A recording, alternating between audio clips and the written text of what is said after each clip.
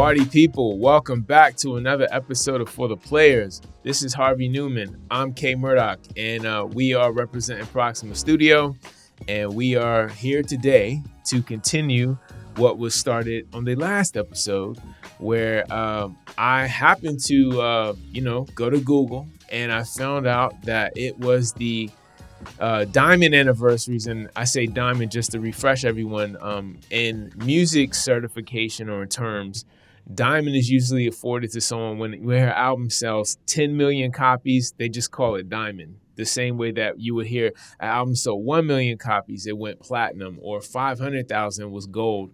I think those certifications have changed now because of streaming, but I'm still stuck in the, not analog, but the CD days. So I just still refer to things as I know them, you know? Yeah. So we have these Diamond Anniversaries. We left off with games celebrating the 20th year anniversary. We went through a list with some amazing ones on there. Halo 2. We talked about San Andreas, GTA San Andreas. We talked about Snake Eater. And actually, before we get into the 30-year, a game celebrating 30-year anniversaries, which is kind of surreal to say, because that's probably people probably hopefully listen to this podcast aren't even live 30 years on Earth. 30 years is like, that's my grandpa's time. Yeah, it's just, yeah. But I mean, we lived through it. We literally came up during the midst of all these games coming out. But before we get into 30 year, there were a couple ones left remaining that I wanted to talk to you about in the 20 year. And one of them really resonates because we talked about this franchise before. You actually worked for the studio at one point. And one game that's celebrating its 20th anniversary is Fable. Fable, 20 years ago. Yes. That's insane. That's the first Fable as well, right? The first Fable, yes. Not the one that, unfortunately, you were working on that got canned. Yeah. That's insane. How, I'll let you go first because I want to hear about, how do you feel about that game? Did you play the game? How do you feel about it? Yes. I remember playing that game on Xbox. I guess this would be, was it Xbox 360? I don't know if this was, I don't know. Xbox 360 times, PS2 times. Okay. Yeah. And I believe, I want to say, was this game exclusively on Xbox? Like, I don't recall it being on PlayStation. Okay. It was, it was because they actually created Black and White before. And they did so well that Microsoft got super, because they actually had a partnership with Microsoft at that point. Okay. And then they actually said they wanted to work on Fable, and it was exclusive to Microsoft. And then we did so well that they ended up buying the studio. Wow. Well, what I remember most about Fable was just the ability to basically, it was so open-ended, like depending on every little action the character did. Like if he was nice to a person, if he beat up somebody, it affected kind of what something that the game Mass Effect did later with the Paragon and the Renegade arcs. Like if your actions would be leading towards being a good person or a bad person, and it would even change the way the character looked. Like if he looked, he was the dashing hero if you were good, but if you were bad, I want to say the color was like more darkish, shadowy, and that's what I remember. I don't know if that's necessary. Okay, perfect. I was hoping that was correct, but I wasn't sure. No, that's exactly it, man. Like Fable was so cool because it was on the DNA of the studio as well. Because did you ever saw or play Black and White? No. You just mentioned that. So tell us about Black and White, the precursor. So Black and White was basically what if you were God? That's basically what the premise of Black and White. Like, what if we were God? And it was based on this idea, these top-down games that you have to build a city and all this. Like SimCity. Or Civilization, exactly. So it's built one of those, but you actually have the hand of God. It was your mouse cursor that you can then actually do things, right? So you could actually from the beginning of creation, you can have man and woman and animals and all these other things, and it was kind of clunky. But the whole I remember the graphics, the thumbnail for the game, the cover for the game was really cool. And then when you start playing it, you feel incredibly powerful.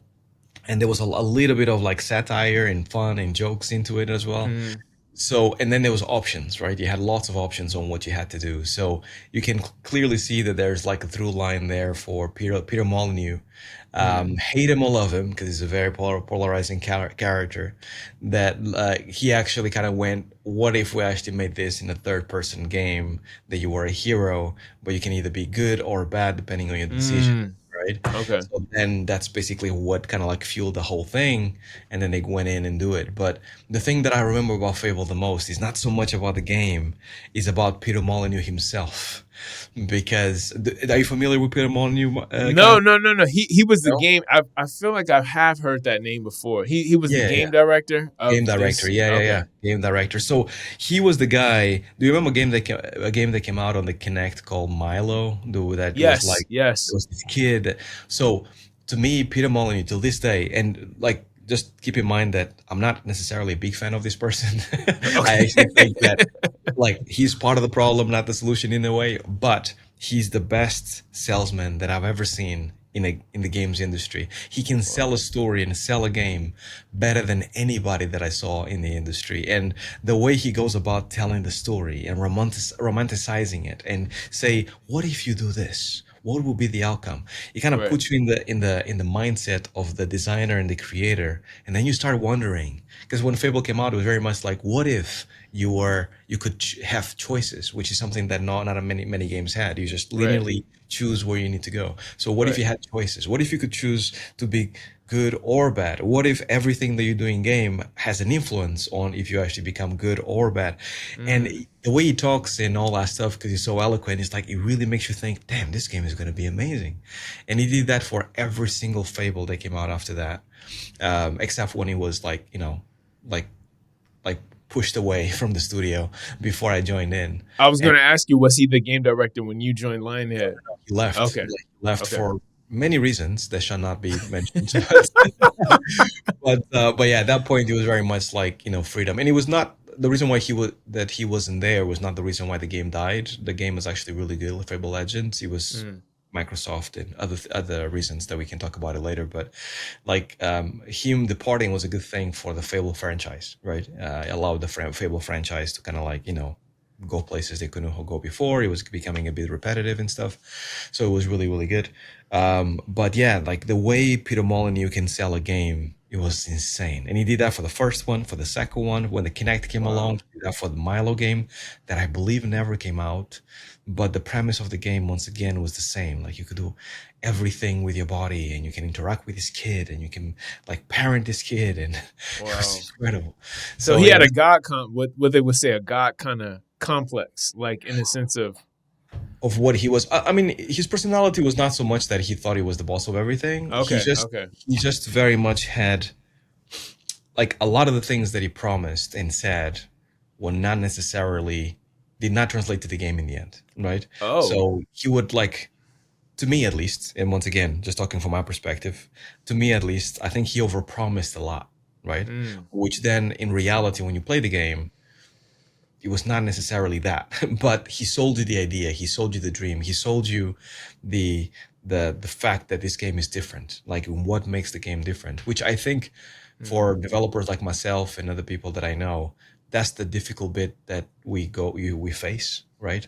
Because most publishers will ask you, so what makes this game different from anything else that we played before?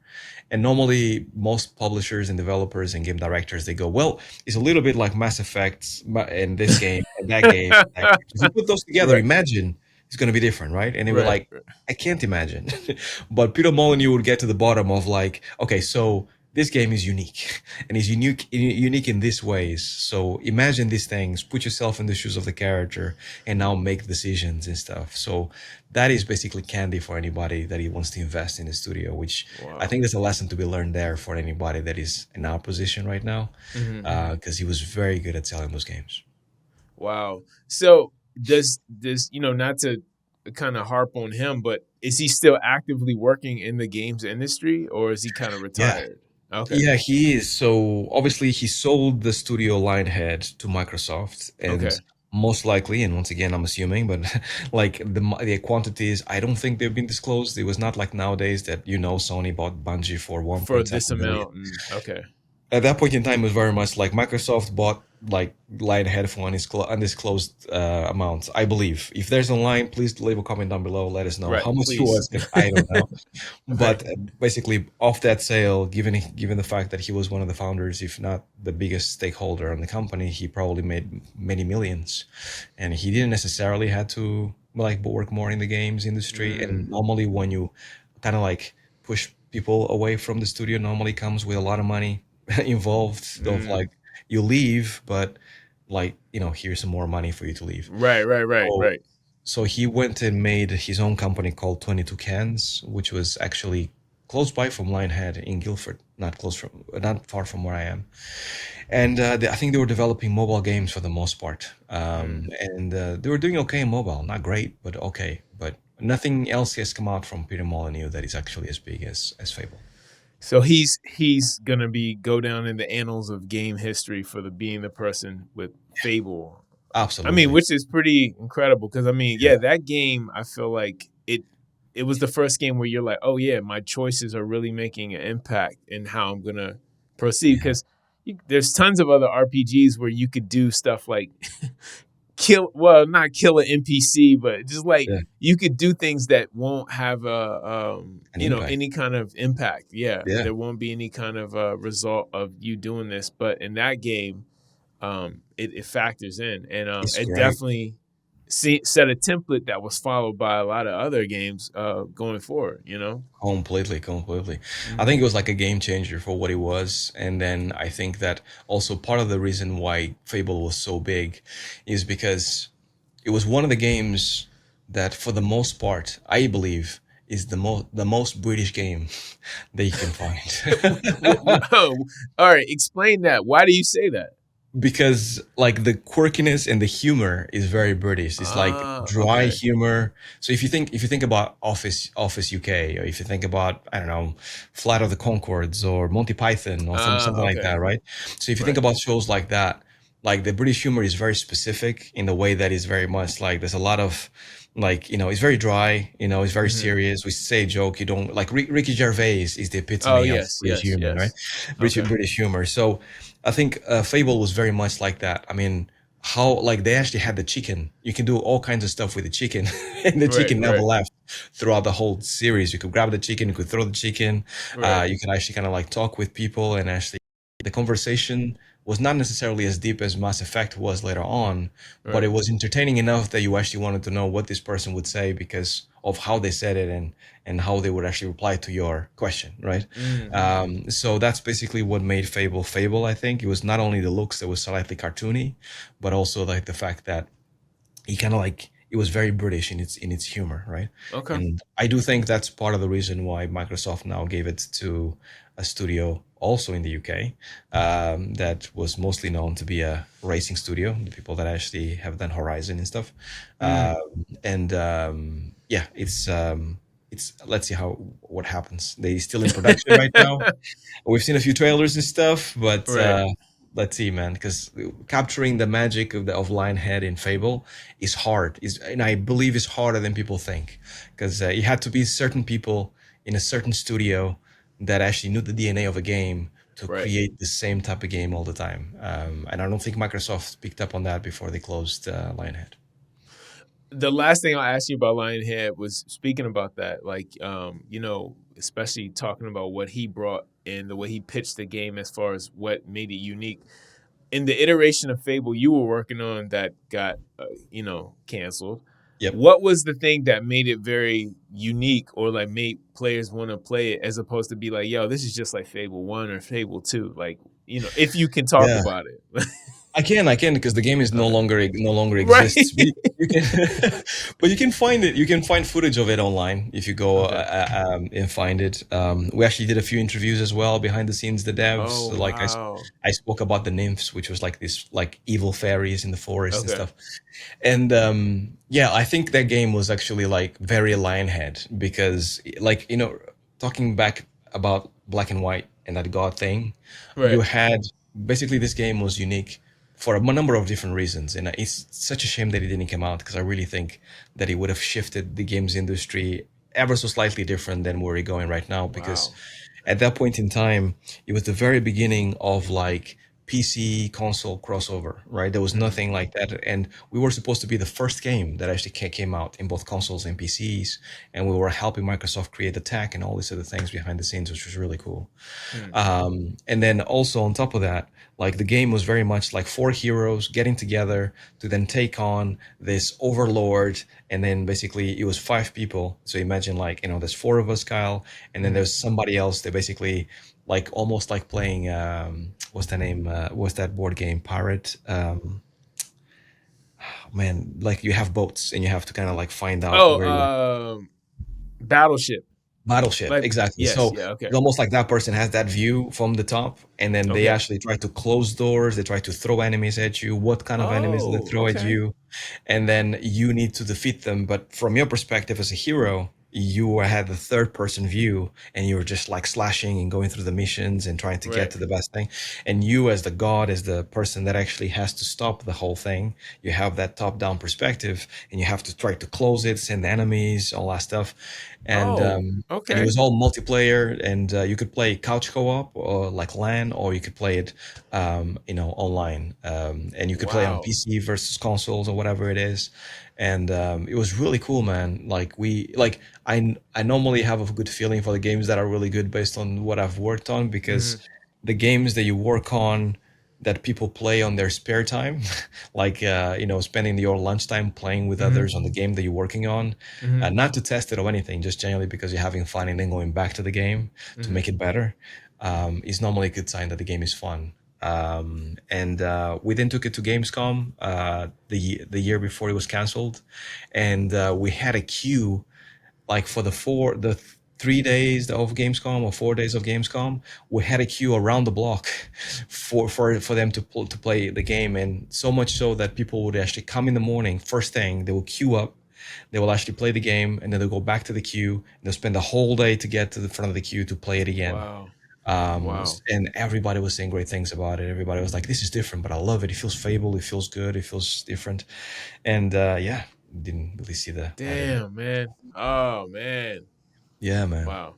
You're so Well, close as well. Like, just adds to the pain. oh, I know, but it was a lesson.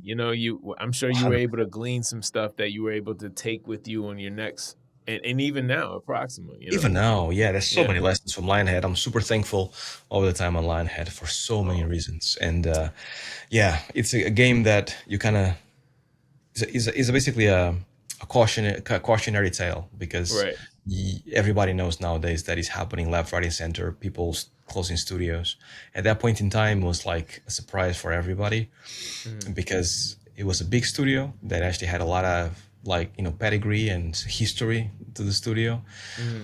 But these things happen, and he kind of like just left that little seed in the back of my mind of like, I need to be cautious going Right. forward, because Right. not every game that I'm going to work on is going to see this day of light, right? I can Right. spend 4 years working in a game and not see the game come out in the end. That's yeah, wow. I mean, yeah, we talked about that on another episode, so no need to kind of drudge up any past memories. I don't want to make Yeah, this a sad affair because we are celebrating, like again, absolutely. these games that are celebrating these milestone anniversaries and Yeah. moving right along. I mentioned Mass Effect, who's made by the company BioWare. Do you Mm. want to take a guess what BioWare title is celebrating the 20-year anniversary? Um, Mass Effect 1. No, yeah, actually, that Mass Effect 1 came out in 2007. 2007. Oh, okay. So, and it's not, another one that I mentioned to a friend of mine, and they Dragon they Age? guessed No. We talked about no, Dragon no, Age before. talked about so Dragon Age, no, Yeah. Mass Effect, no, it's not Jade Empire. Remember that game, Jade 18 Empire? Power. I remember that. Yeah, yeah. There Yeah, was it's like, not Jade it was, Empire. yeah. Okay. Yeah. I don't know. Come I don't on, know. BioWare. What is the BioWare. Star Wars? It's a Star Wars game? Yeah, BioWare? Wait. Is it? Oh, Knights of the Old Republic. Of Yes, yes, course. yeah. Wow, Of course. that's Oh funny. I man. was actually gonna be Yeah, like, what does the acronym KOTOR mean? But yeah, KOTOR. yeah, yeah, Absolutely. yeah. That which is Absolutely. how I used to see people write it up because they were tired of Yeah. writing out the whole KOTOR. title. Yeah, yeah, KOTOR. It was like just saying instead of saying the whole name. So I Absolutely. should have said KOTOR, but I Yeah. thought that would have been too easy. Yeah, man. Star Wars: Knights of the Old Republic. That is celebrating. It came out 2004, which is kind of That's crazy. insane. That's Yeah. insane. Um, yeah, that is incredible. Like, you please go first, because I also have lots of story about Well, that. I'm be honest with you. At Yeah. this point, I never played. I knew of all the dopeness of KOTOR, and Yeah. people talked about it. Like always mentioned that I was like a Game of the Year candidate that Yeah, year. yeah, yeah, yeah, yeah. But I just remember because there was a big gap to me personally in the games that came out that were backed by LucasArts that had the Star Wars franchise because growing up playing, as you always say, the SNES, but on Super Nintendo and here in Yep. the States, Yeah, there yeah. were the Star Wars games that came out from Star Wars all the way up to Return of the Jedi that were amazing. The 2D platformer kind of side-scrolling games that Yep, I yep. thought those were amazing. And then I don't remember there being a Star Wars game that I really resonated with me or that like was like, oh, that I'm hearing a lot of dope buzz about it until Knights of the Old Republic. So I feel like there was almost like a 7 or 8 year gap where you did not hear anything personally. But I was probably playing some other stuff and just not into the IP of Star Wars. And I mean, admittedly, I'm not the biggest Star Wars. I'm a fan, but not like I don't collect all Die the Hard. memorabilia Yeah, and yeah. stuff. Yeah, but I know of the pedigree and the lineage. So I never played Knights of the Old Republic. I do remember seeing a lot of video and people always telling me cool stuff about like how you could customize the lightsabers and Yeah. like we're talking about the story campaign. So I'll defer to you. It seems like you do know a little bit more and have played it, right? Absolutely, absolutely. Okay. Like, I have played it lots, and I played the online version, Xbox Live again. Yes. See that? Um, Yeah, okay, that was another reason why I stood up because you could play yeah, online. Okay. online. Yeah, absolutely.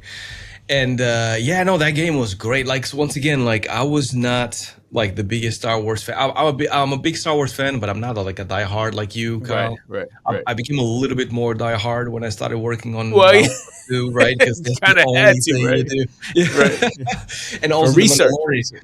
The Yes. Oh Mandalorian came yes. out Yes. Yes. right at the end of the cycle of Battlefront 2. So we were actually going to the cinema to watch Mandalorian to then work on Oh, Star that's Wars Battlefront. awesome.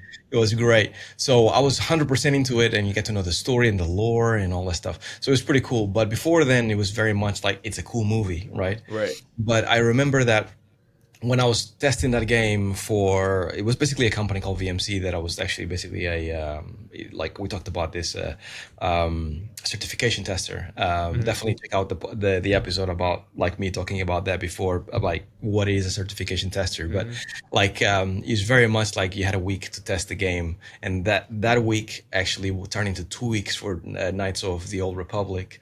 And I remember perfectly that even though we tested Halo before, we tested like Red Dead Revolver as well, we tested a bunch of other games. Everybody was being super sketchy about a game that was coming in, and they couldn't say what the game was. And we're like, Mm. what's the big deal about this game? Like, we already tested other big games. And then they would handpick a few of us, which thankfully I was one of them, and they would actually basically get us to actually kind of like take rounds on testing the game for 4 hours at a time, and then come Wow. out, second guard goes in, and then you couldn't talk about it.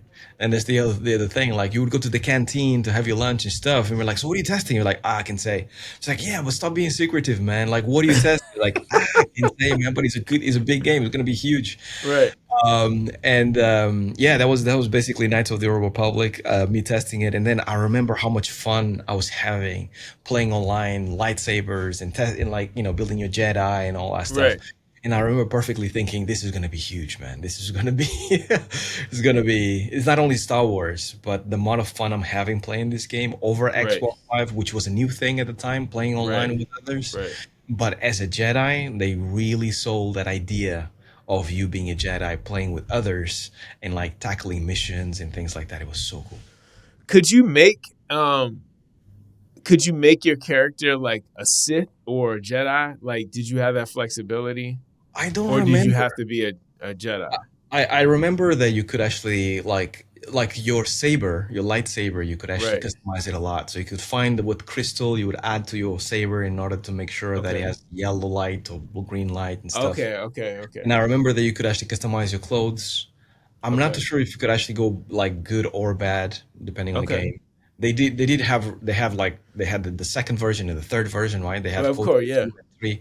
So maybe they'll add those things later. But for the first version, I don't remember that if you could actually be good or bad. I just remember just playing online and the amount of people that you could actually fit online. That was another thing that I actually kind of like was surprised with is like how many people were playing online at the same time. Like normally, I was used to playing because I had to go back because I was talking about Splinter Cell, and the one that I was talking about that I actually tested on that story that I was actually like hiding and stuff.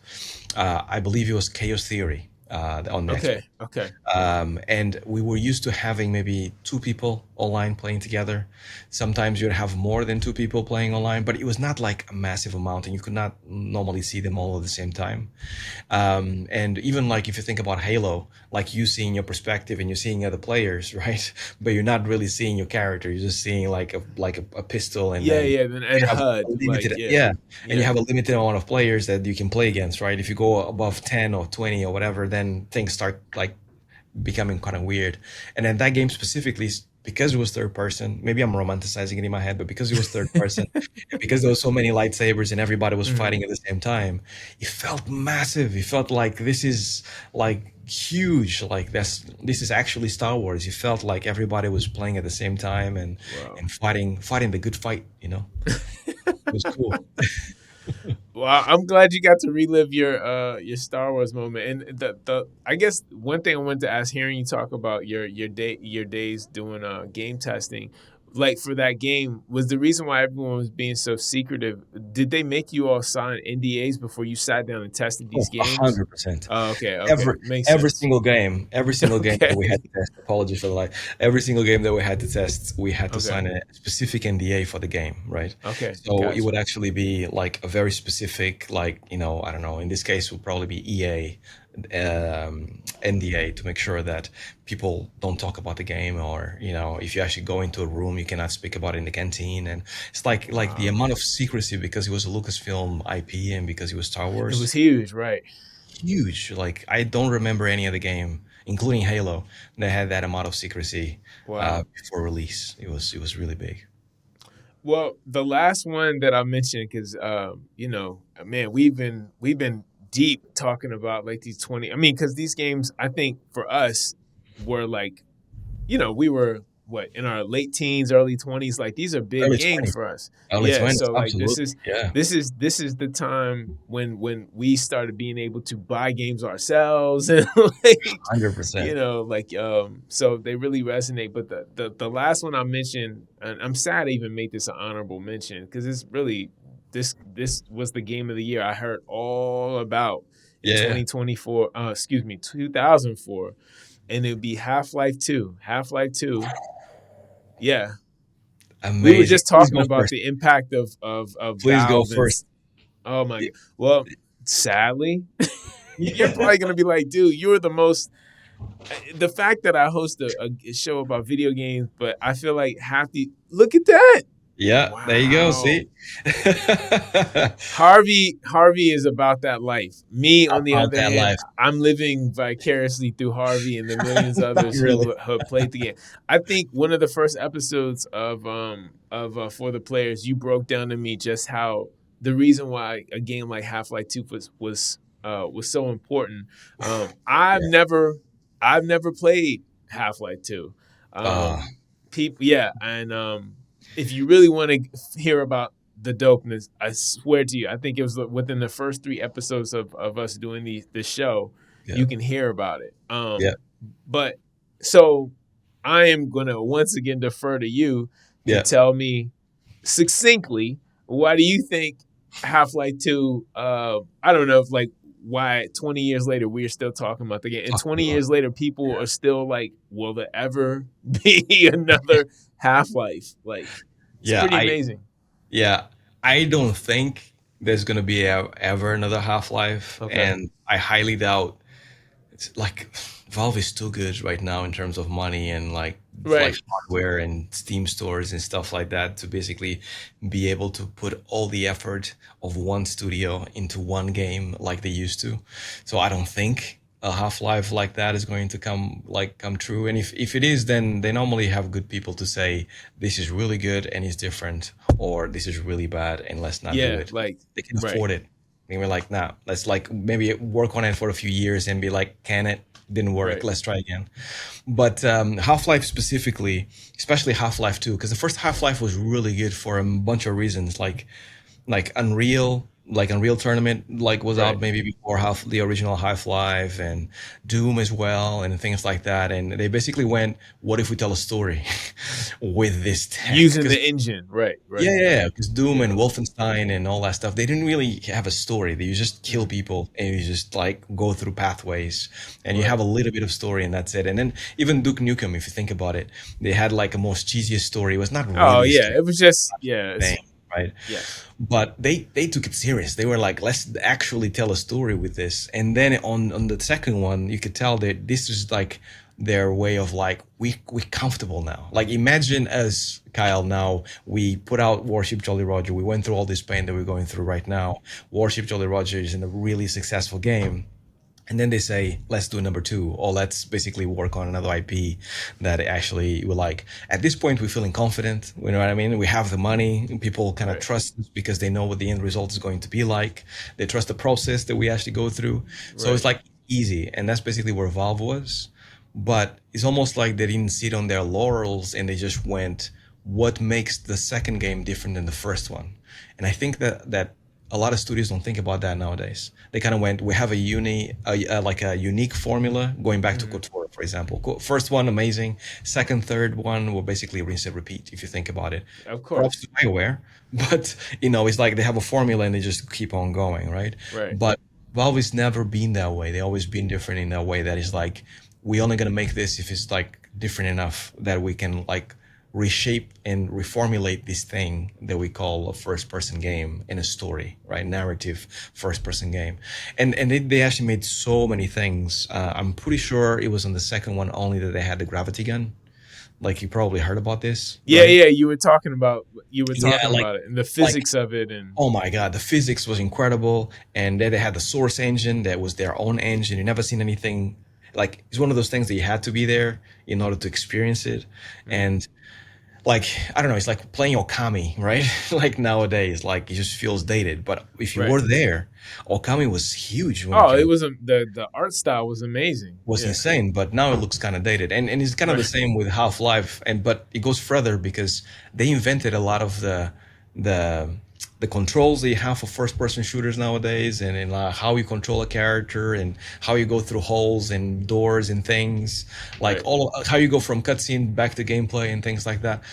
All of those things, most of them were actually created by Valve, right? And also creating weapons that were different. Like, do you remember a game called Resistance: Fall of Man, Yes. Yeah. Yeah. Yeah. created by Insomniac and stuff, uh, Yes. and or even Ratchet and Clank, if you think about it. Yes. Like, if it wasn't for Half-Life creating like creative weapons instead of just the regular AK-47 and Right. Glock Or the pistol. Right. or the Yeah. Yeah. pistol. Like if it Yeah. wasn't for them going like, fuck that shit, let's go like left and like Right. what would a gravity gun like would do and how would that feel and would it make sense and what kind of things can you do and can you grab a can you grab a disc and then shoot it and just slice ahead? Things Right. like that, Right. right? Like can you grab like a I don't know, like a canister and just throw it and open a door? Great, let's do Wow. that. And they just reinvented a bunch of stuff and because it was so unique and you haven't seen anything like that except for walking forward and shooting, all of a sudden you are like rethinking games in a huge way. Like you actually kind Mm. of like thinking about how can you actually tackle this puzzle? How can you actually go about this mission in an interesting way? So it really Mm. immerses you. And if you think about Portal, because I know you played Portal before, Kyle, Yes. Yes. like a Yes. lot of that DNA of thinking about it and solving issues in a Valve way is absolutely there. Like, and it was part of the Half-Life DNA. So it is so with Valve, I think the thing is people get excited about them because they know, like you said, when they do come out with something, it's gonna be borderline like revolutionary to the game, or it'll Absolutely. be so unique that people are like, "Yo, I like couldn't wait." Kind of like how we were talking about with Kojima. Like when you Yep. know you're playing his games, it's an experience. It's just it's gonna be so different, Yeah.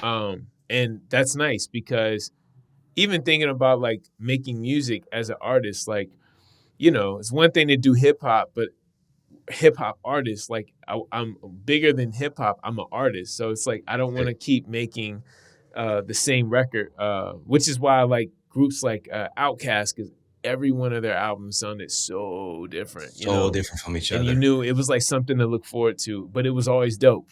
Yeah, So exactly. yeah, And yeah, Valve goes a step above, right? Because like Kojima, like much props to him, but he can only work with the tools that others have. So Konami right, has an engine. It really depends on how much the engine gives you for him to be able to do the next game, right? right, And he does brilliantly with the tools that he has. Like now he's working with Decima, which is another engine by Guerrilla Games, okay, and he's doing brilliant things with it. And he's much more malleable because right, Guerrilla Games is really good at making engines, and they can actually kind of keep on upgrading things. If Kojima wants something, they can do it and stuff, which is mm, cool. But once again, he's limited by the amount of things that you can do in any one game because he's not really the tool owner, right? But what Valve does is go a step above and go like, we want to get the game to this level, but the engine is at this level. So mm, therefore, let's wait a year or two or whatever it takes because they can actually wait forever, and mm-hmm, then build the tech to make sure that the game is at the level that we want to be. So we don't compromise on the game, we basically build the tools to make the game. mm. And that's baller in a huge way. And this is why you can probably hear from my voice that I've always been a big fan of Valve, because not only do they think about the business thing, um, it's almost like Nintendo. I think the only other company that can actually surpass Valve, in my view, is Nintendo, because they do the same thing. They actually will change the engine in order to make a Super Mario 3D World, for Right, example. right, They right. created an engine to kind of like make like Nintendo 64 games better for Nintendo, and they just keep doing it over and over again. But it's not about the engine; it's about the game. And if if the engine is not good enough or the tools are not good enough to fit the game, then somebody will go scream, scream, scream, or make it Mm-hmm, better. We'll wait mm-hmm. and then tell us when it's ready, and then we'll make the game accordingly to what we want. So I really appreciate that. I think that's beautiful, and will be amazing to be in that position at some point. You Right, know what right, right. It's everyone's dream. Well, we're moving along. Now we going dropping down another decade to games celebrating, and I mentioned a few of these games celebrating the 30-year anniversaries. Man, and there's some juggernauts, man. I I mean? mean, Yeah. the one that really jumps off to me that I'll mention real quick is Final Fantasy VI, which was known as Final Fantasy III in the States. Oh, I This see. might I always get into this with Megaran. There's Mm. my Megaran plug because I feel like I mention him every Every episode. episode.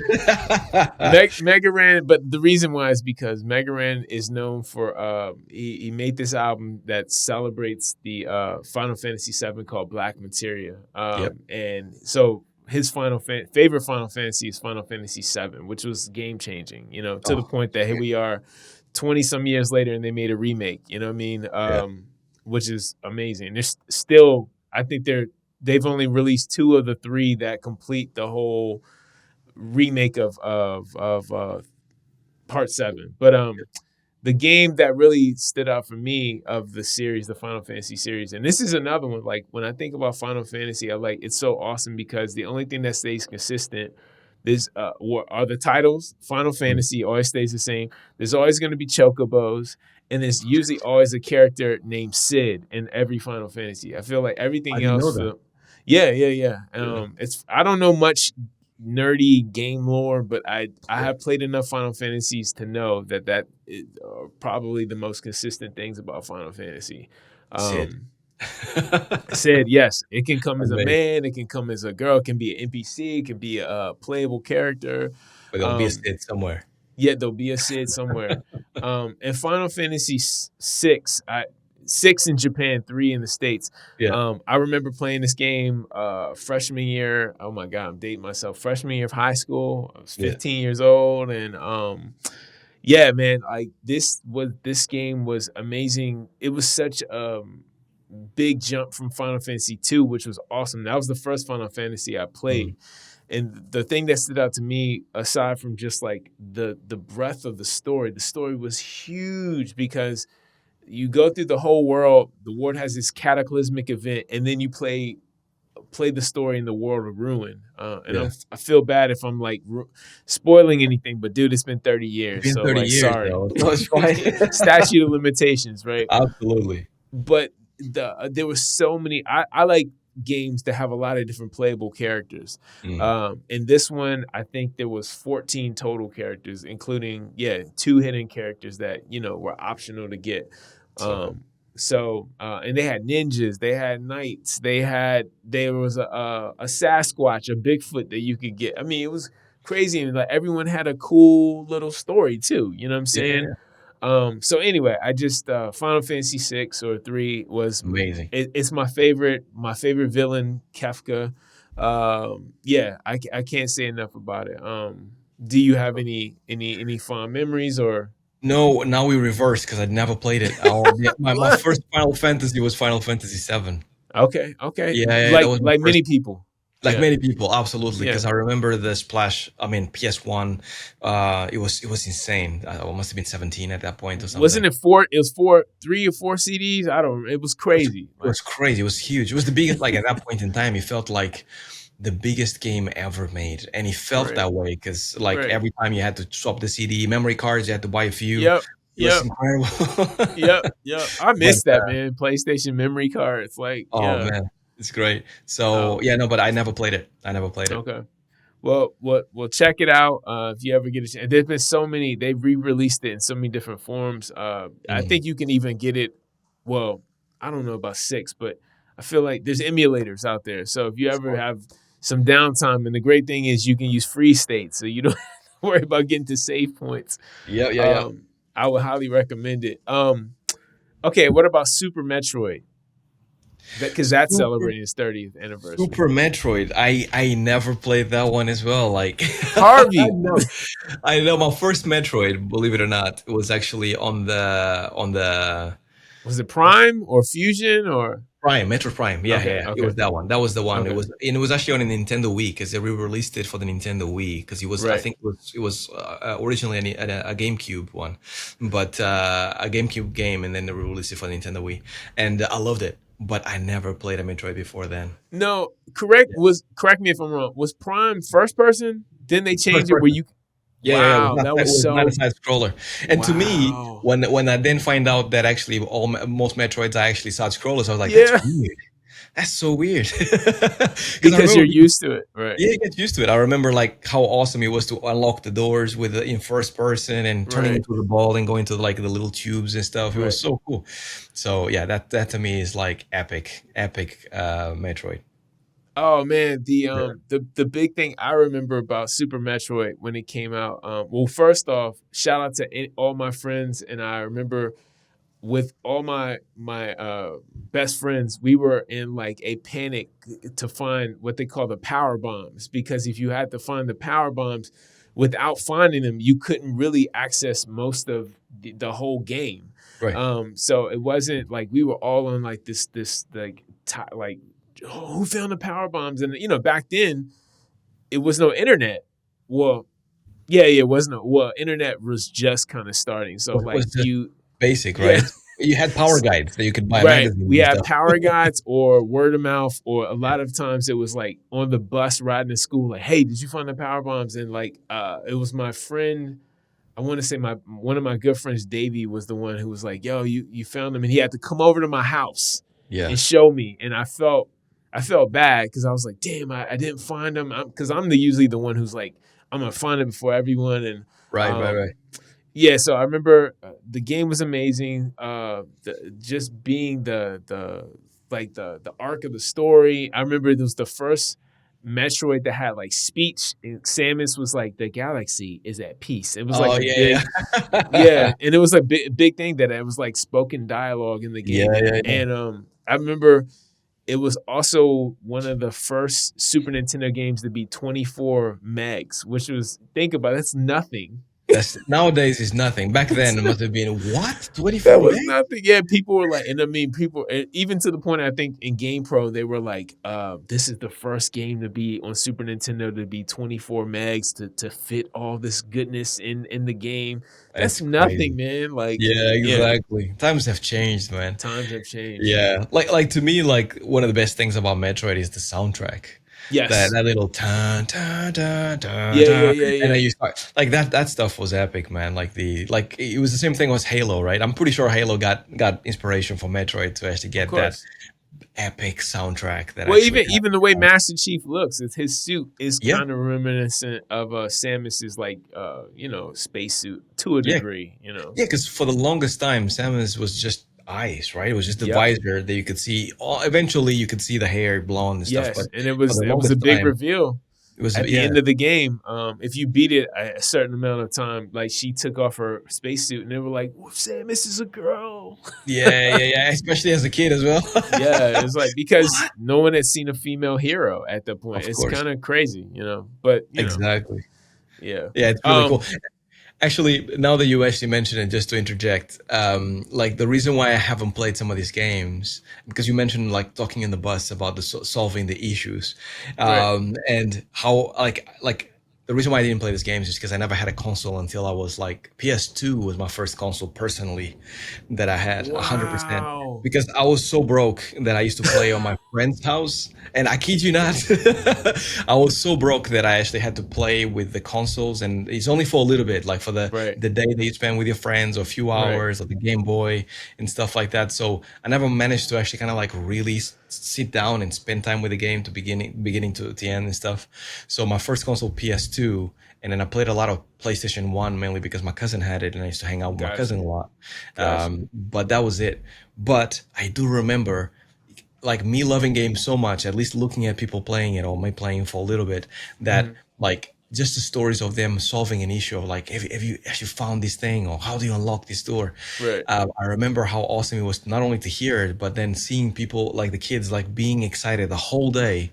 Like there was enough fuel for you to be hyped the whole day to cannot wait to get home to then actually test the thing out. Right. Right. And the next day it's like, did you find it? Did you actually solve? No, man, it was hard, and it was really Yeah. cool. And to me, I was living vicariously through others at that point Hey. in time. Yeah, I mean it's a big deal. Like when you have like that job, or like whether it be a summer job or just a side job, and you can, Yeah. because systems were expensive. Like I remember my mom, I remember camping out to buy, like standing in line to get the PlayStation 2 or like Xbox and stuff, and like that's Yeah, $300 or $400, man. That's like, 100%. we were in high school, maybe college, and I don't know. Yeah, It's so yeah, like stuff we it take was. for granted now. It's a lot. Like I actually I got to London in night. We need to do an episode about consoles, Kyle. By the way, I just Right. remembered. Of course, of course. But like on the PS2 time, like I was eating every day, like milk and cornflakes. That was my meal, like morning, afternoon, and evening. Because I just moved to London. I had no money. I was working working as a waiter and stuff, and I had barely any money to pay rent, so much less to do anything else. But I managed to Wow. scrape for months, and then eventually I just went to the store to buy a PS2, and it was expensive, and it took me a good year to save up. Wow. Do you It was remember what the first game you had was? yeah, I had two games. It was Tekken, and I also Okay. had Onimusha. Those are the Oh, two of games course. that I had. So now's this backstory why you like Oni. Well, aside from Onimusha is a great game, but Absolutely. I Those are know the that two games. really is a special game for you because it's like Yeah, you bought that game, like absolutely. And yeah. even the TRT monitor that I had, it was actually the landlord's that I was renting, because I was renting a room, not a house, a room from a Okay. landlord. Okay. And he had like an old, super old CRT. Didn't even have control. It was one of those that you had to change channels Oh with my your fingers. god. So he was like, just the CRT is there. If you want to use it, use it. But I don't have a TV license, which is something here in the UK that you have to pay to watch TV. something. I Um, see. I did not never knew that. yeah, yeah, yeah. I can tell you Okay. more about later. It's Okay. like Okay. it's insane.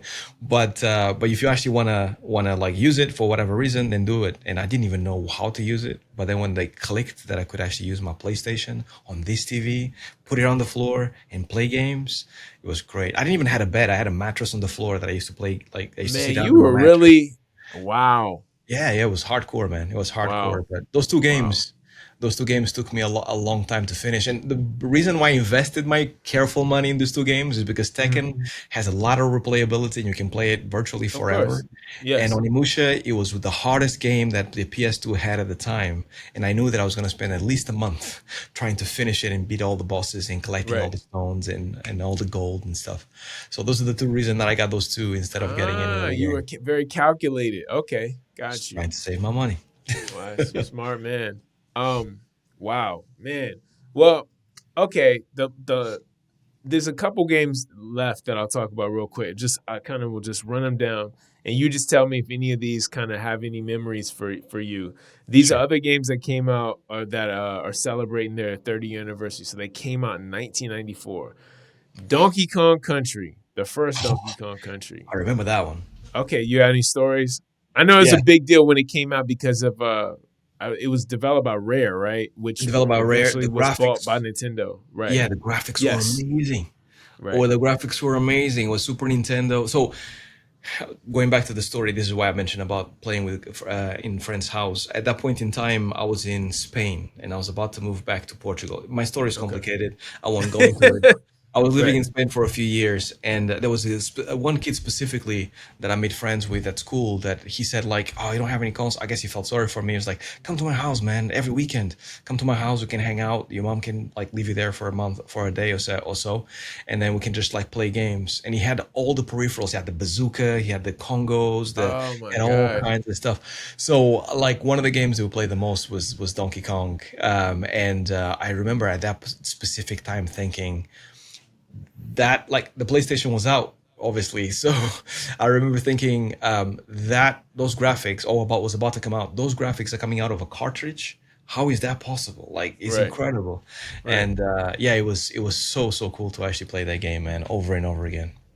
Any stories you want to share about what's it, Tim Wise, that or David Wise, excuse me, Yeah. who is known as being one of the developers, and I think he did the music for it. Do you have any stories about him? No, I don't. I don't know Okay. him, and I I wouldn't guess he know. resonated with me because of the music, The music was amazing. The music Yes. was amazing. Oh, Could, Yes. could you play with the bongos? That game? I have no idea. I don't think I even had the bongos, that No, peripheral. I had the super scope, the Super um, Scope. Yep. but I never had the bongos. Wow. Yeah, the I bongos. didn't I even think. know they made like Oh yeah, yeah. percussion Look it instruments. up. Yeah, look it up. There is like, I think it was Donkey Kong that you could play. I mean, I don't see any other game that would have be it, but there was other Right. games, musical games that eventually Okay. used the Okay. bongos for because you would have to use the peripheral with more than one Of game. But course. Of course. I Of course. think that was the game that actually it was a gimmick that came out Okay. with that. Okay. Yeah, Wow. yeah, yeah. Um, let me see. Okay. Let me look at a few. Okay. Sonic 3. Do you remember Sonic 3? Sonic 3. Did it come on Master System? Yes. Or yeah, was Sega. What did you all call the Genesis in the UK? I think it was Was Genesis. that What's the same? okay? Yeah, it came out on Yeah. Genesis. What It was Genesis was it? the big deal about Sonic 3 was it introduced Knuckles. Knuckles. Oh yeah, I remember that. Yes, yes, yes, yes. Absolutely. See, we can tell that the further we actually go backwards, the harder he's getting to actually remember these games. 100% I remember because I remember playing Sonic on the Master System for the Right. longest time and loving it. And I was always in the fence because once again I didn't have a console, but there was always you remember this already, but there was always the conversation at school: Are you a Nintendo person? Are you a Nintendo kid or are you a Of Sega course. kid? Right? Right. Which one do you prefer? And then there was debates for days at school on who was best, Right. Sonic or Mario, right? And it Right. was a big thing. And like I could only sporadically play the games and stuff, but I remember like how badass Sonic was to play with, and like how fast he felt and stuff. Mm. And when he had the like his nemesis, which was Knuckles, I was in awe. And Knuckles was completely different, and the gameplay mechanics were super cool. And Yeah, because he you could genuinely, fly or like yeah, glide, and then he could climb with his with hands. his hands, with the Yeah. punches, with little hooks Yep. that he had on his gloves, and you genuinely thinking playing the game, you're like, I don't know which one I prefer, and Right. what does that say about me? Am I a dark person? Am I an evil person? But yeah, it was actually quite nice to see Knuckles. And I remember the cover of the game was so nice, man. It was like Mm-hmm. super simplistic, just Sonic and Knuckles and like black. That's it. One of the other things I'll say real quick about Sonic 3 is that it came out later that, well, I don't know if this was quite confirmed. People have done so much speculation, but it's rumored, I'll just say, that the music in the game, particularly the ending theme, if you listen to it, they're saying it's like a chip tune version of one of Michael Jackson's biggest not biggest songs, but popular songs called "Strangers in Moscow." And Wow. then come to find out, people were like, yeah, because Michael Jackson was working with Sega. Like he used a different he didn't credit his name, obviously, Yeah. but he helped write or adapt a lot of his songs for basically as themes or cues for the game. And Oh, um cool, and it man. makes sense because remember Michael Jackson did Moonwalker. He did that game Yeah, Moonwalker, that's and true. he was. I mean, Michael Jackson was a grown kid. You know what I mean? So Yeah, it doesn't surprise me to hear that later, and like how cool that he didn't want to even be known, like yeah, get the credits. He was just like, yo, I just want to do this. yeah. But it could have been calculated too, because people have been like, why is Michael Jackson, the king of pop, doing video game music? But Like, yeah, at that point, it was not so sexy. It was not like yeah, it nowadays. wasn't very. It was yeah, it was. I mean, people weren't winning Grammys for doing game music in 1994, Yeah. so I get it. You know. Absolutely. So what you're Anyway, trying to say is that Michael Jackson was a Sonic yeah, man, I mean, yeah, right? yeah. Well, Not a Mario one, but he a was Sonic. definitely he was riding with Team He was Sonic. You know riding what I Team mean? Sonic. Yeah, Yeah, exactly. yeah, yeah. And I see, I get it. It makes sense. He Yeah, definitely looks like more sleek and fast as opposed to a fat that's it. Italian plumber. You know what I Exactly. mean? Absolutely. I mean, we all seen him in bad, so Right. 100%. He'll be more Sonic than Exactly. Mario. It makes sense. All right, I'll real quick, just because I know we're wrapping up here, but Yeah. I will say I'll just shout out. There are some games, believe it or not, celebrating their 40-year anniversary. And the ones looking at this list that really stood out to me was probably, I mean, this game, everyone knows this game. Even if you don't play games, it's probably one of the first, I don't want to say like cozy games, but it was a game that made total sense to adapt to being a mobile game that you could kind of just play in your free time. Mm. Before Candy Crush and all the other stuff, there was Tetris. Oh, Tetris is celebrating its 40th anniversary because it came out in 1984. that's insane, man. Like Yeah. when people say Tetris, what does it remind you? What memory comes to mind? Uh, Let me see. Well, I mean, just well, I think of the game, like the Yeah. idea of the game, and then for some reason when I think of Tetris, I always think of Dr. Mario because Dr. Mario was Mario, essentially yeah. just Tetris with Mario the IP slapped all over it. Like, Yeah, it was the first time that Nintendo had to actually adjust to another IP, right, because normally it's the other way around. Everybody's trying to copy Nintendo, and Nintendo went, right, "This is so successful that we right, need to create our own version." right. It's insane. And I Um, think of what Russia because I know the guy who actually created yeah, Tetris was a Russian yeah. engineer, yeah, or Have you watched programmer. the movie? Yes, yes, yeah, on It was Apple a great TV. movie. Yes, Yeah, yeah, it yes, was a yeah, great movie. Yeah, yeah. no, like to me, as soon as people mention Tetris, it equates Game Boy. It's like Okay. Tetris and Game Boy is like this, because I feel like they actually got that game, and like the movie actually confirmed it. I always thought about it as a kid. It was like they must have gotten this game to actually release this console, and like you could see it later on in certain consoles, like the Wii had Wii Sports, right? Like it was the Right, perfect game to sell a console. right, Tetris was the same thing. Like if you get the Game Boy, you get Tetris for free.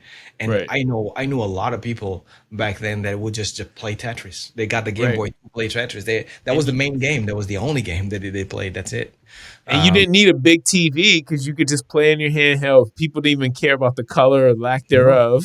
Yeah, You know what exactly. I It mean? was simple enough, and it was addictive. It was very It was addictive, and very addictive. there was always Yes. a kid that was like level whatever in Tetris, and you're like, "What? How?" And the pieces Yeah. were going down really quickly, and you're like, just like it's insane. It was It insane. is So it is insane. Tetris, It's very addictive. Yeah, go. Tetris always stood out. The other two that I wrote down, Kung Fu. Remember that game Kung Fu? Where you're literally walking through. Was that based on You're the TV going. series? No, no. You would think. Well, I don't think it was, but the game. And there was two. There's the kung fu that looks like the guy is. It kind of looks like the Olympic kung fu.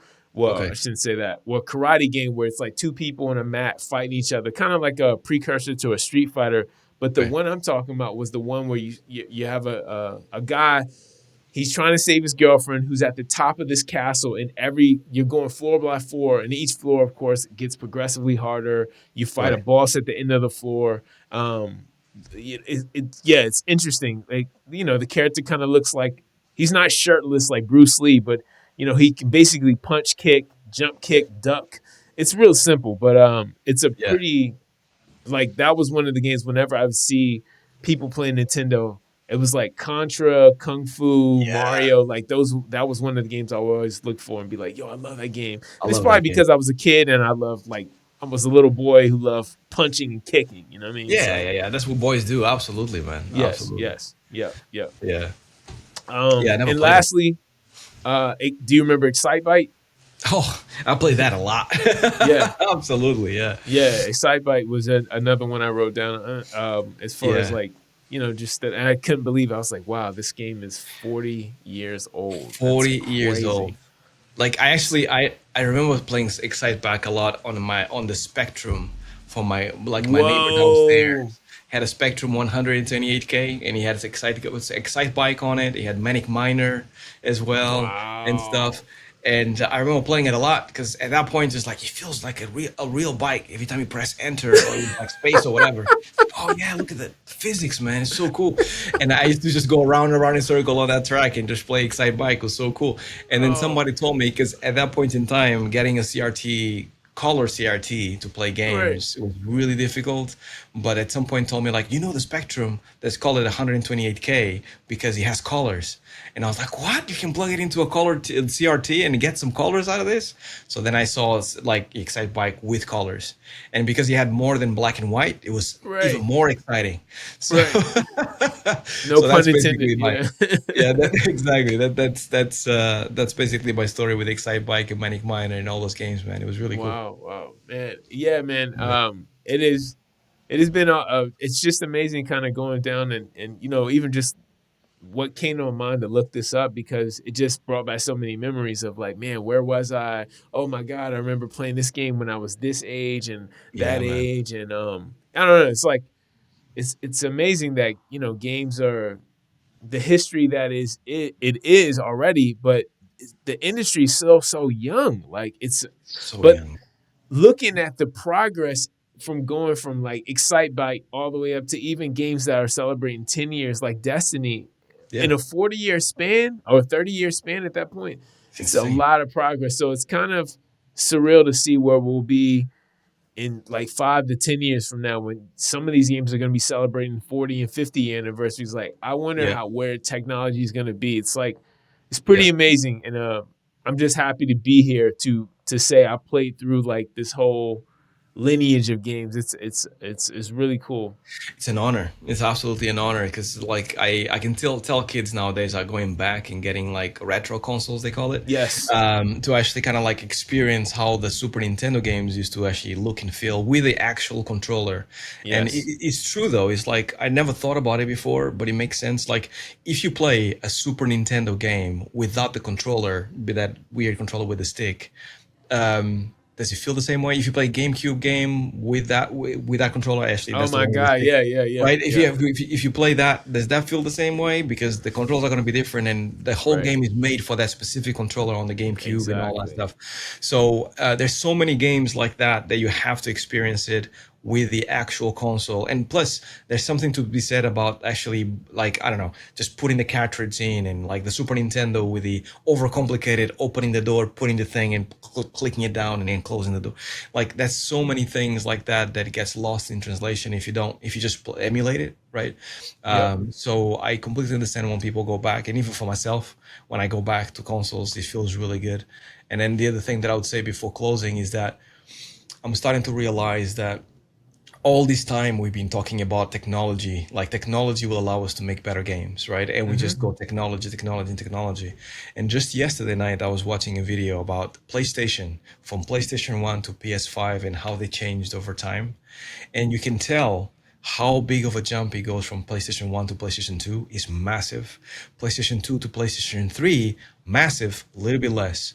PlayStation 3 to a PlayStation 4, all of a sudden is like, okay, is a lot, but I Right. can see that his graphical improvements and stuff Right. is not like as big of a jump as PS2 Right. to PS3. And then PS4 to PS5, you would argue, like, arguably you could actually just say I can just have a PS4 and still play the same games. And he explains why so many games that came out on the PS5 so far also came out on the PS4 as well, because I was looking at the game Spider-Man on both consoles, and he's a little bit better on the PS5, but not a lot. So what that tells me, I think, is that going forward is going to be much more about the games than And the not so much the technology. tech. Right. Exactly, which is something that Nice. Nintendo's been hinting at all these years. It's like, we don't Right. need Super Nintendo, we don't need CDs. We can actually do Donkey Kong on this cartridge and still make it look Right. amazing, right? I I mean, look at think Switch games. Switch games are still like made. Yeah. amazing. Nobody's Yeah. complaining about it, and No. it's the most successful console. So I Right. think that is going to be the trend going forward. It's going to be all about the games and not about the tech. And I think that's where we should be, because when you actually watch a movie, you're not thinking about what kind of cameras they shot it at. Right. Sometimes, but most of the time, you're just thinking about how good is this movie, Right. right? And the Right. story and the narrative and the Right. cinematography and things like that. And I think we're heading the right way. Yeah. And I think that's a perfect way to end off this episode, Harvey, because, we obviously went through talking about the past, but, let's look towards the future and, Yep, what's next. And, maybe this podcast will still be going in another 10 years and we'll be like, hey, remember we can revisit games that are celebrating their 50th anniversary, that's much it. like last year was the 50th anniversary of hip hop, which is amazing. But yeah, like, and Yeah. I love the fact too that let's put the focus back on the actual games, and graphics and stuff are great, technology is great, but yeah, ultimately it comes down to, can you play this game? Do you like it? That's it. Yeah. It's always been about the games. Games are the ones that move consoles. That's why games get bundled with consoles and things. Right. So, Right. like, I think we're just getting more and more of the it's about the game going forward, Right. right? So it's really, really good. But yeah, Awesome. it's been a pleasure as It's usual. been a pleasure. Until next time, you all, on behalf of Harvey, I'm Kate Murdoch, Proxima Studios. Go to proxima.studio to find out more, find out what we're working on. Please, if you have any kind of question, suggestion, comment, whatever, feedback, send it to us. And we'll happily, if it's a question, we'll answer it on the next episode. Till next time. Perfect. Peace.